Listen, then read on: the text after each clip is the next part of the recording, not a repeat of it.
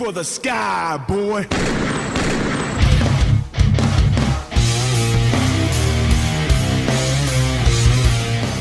What is up, everybody? NC. JC and We're back with a top 10 awesome on the Briscoes. The best tag team, in our personal opinion. You know, at least until Jay passed away, RIP. But in our opinion, still the best tag team. So we're going to kick it off with 10 reasons why they're awesome. JC started out with number one. So number one, I mean, you look at them. They look like badasses. They don't look like these wimps. They don't look like geeks or dweebs or nerds. No, these guys look like tough guys. They look like the print time, boy. Pridden time. Priddin time. And that's what makes them look like badasses. That's why I've always said that these guys, if they came into WWE, you would have just a credible tag team right off the bat to put against the Usos. Absolutely. Like right off the fucking bat. I always said that Jay could be Stone Cold 2.0. He has that type of potential. But did he ever get to see that potential in WWE? Nah, because they suck. Yeah. But we'll get to that. So, number two reason why the Briscoes are awesome. Cool theme. They had a cool theme. Reach for the sky, boy! Good shit. That's a good theme. And that's from Ring of Honor, considering most of their themes were fucking tinny garbage, like, I'll give you a reason! Or like the fucking like random scrappy like death metal. Or grindcore, that's what they would always like. Grindcore would be like everyone's theme because they're so hardcore. The Briscoes, it made sense. They had a good theme song. It pumped you up. You could listen to it out in public and it wouldn't sound gay. And it's just they just don't do themes like that anymore. Something else they don't do very much anymore is give us number three. Number three, good promos. Good promos. They always brought the good promos, and sure they had just super deep Delaware accents. But they rolled with that shit, and they made it work. And they had promo style and delivery that was completely different than everybody else in the game at the point. When they cut a promo, especially in their backyard with all the chicken shit around, it was great. Like, they were fucking farmer fighters that were serious about what they do. I loved it. It was great. Number four, they worked with almost every tag team. With the exception of, like, maybe just the Usos, I think they worked with every single top tag team in the business. Like, anybody who is anybody in tag team wrestling, they work with them. Pretty much. Because they're legit. Yeah. They always have been. So, number five, give them another good reason. Cool gimmick. I love this gimmick. And the reason why I love this gimmick is because it was a fucking real gimmick. This is what they were in real life. They were chicken farmers that beat people's asses. This was a gimmick that wasn't done ever before. Like maybe the sheep herders in WWF. Actually, if they went there when Vince was in control, we're going to make them chicken farmers. We're going to put them in overalls and straw hats. And we'll have Henry O. Godwin return and manage them. Oh, God. You could already see where it would fucking go. But that was such a cool gimmick, is that they were farmers that beat your fucking ass. Right. You know, it's something to get invested. It's something. Nowadays, you have nothing. Number six, they were unintentionally funny. And I'm sorry, but anytime Mark Briscoe would pause for a little bit, and then Jay Briscoe would continue, that gave us a reason for the background you see right now. Give me alone. But I loved it when Mark Briscoe would do the fucking redneck kung fu during the match. And just, they had such an exciting style to them, too. They were fun. They were unintentionally fun. And they were badasses, but they were funny at the same time. But it didn't take away from their credibility. Not at all. So, number seven reason? Best thing from ROH.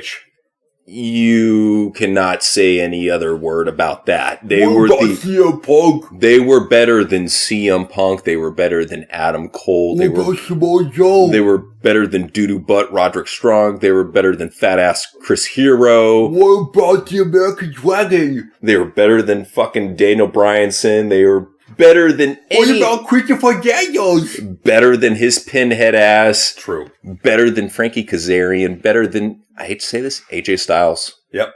The Briscoes were the best thing out of Ring of Honor because they were such steadfast, diehard Ring of Honor supporters. Like, they wouldn't go anywhere else for the longest time. That was their home. And I mean, that was their home back from when they were 18 years old and just breaking into wrestling as a tag team. Ring of Honor was their home, and they stayed there pretty much the duration of their entire career. It's insane. That is dedication like you will not find. And it's a shame. It really is a shame. Well, and they had opportunities with WWE, but, you know, shit happens. What can I say? They didn't want to be the chicken farmers. Next reason. They had the best singles match in ROH against each other. They did. In the history of Ring of Honor, all the singles matches they ever had pale in comparison to that chicken coop, chicken farm match they had. And go figure, the brothers, they work like fucking magic with each other. That's what I'm saying. Dude, two brothers going at it, like especially wrestlers, that's one of those things where they know each other, so they know how to make it look real and know how to make it look cool. That's why we always said, like, we did a rebooking of WrestleMania 36 a while back, and I was saying that the Usos should break up and have a blood feud. That would be great because you know that they would fucking dig deep into each other, but it would all be cool because they're brothers, but they would want to make it look real. I think that that's what the Briscoes had in mind too. They're like, you know what? Let's make this look real for the people. And it looked good. It was a good looking match. It was. All right. So the next reason number 9, they were clean workers. Very clean. I mean, these guys, they wrestled an exciting breakneck style at times, but they never broke anyone's neck. They never broke their own neck. I mean, sure, little injuries here and there, but it wasn't to the point where they were actively out Seth Rollins people. You know, they weren't hurting other people.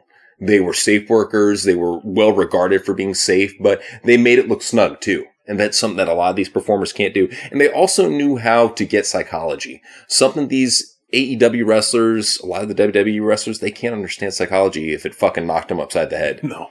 But the Briscoes, they got it. No doubt about that. They knew how to make this shit look cool. So. Reason number 10. Final reason. The best tag team to never compete in WWE. Yeah, you can't say nothing about that. They were, without question, the best tag team to never compete in WWE. What about Top Flight? Fuck Top Flight!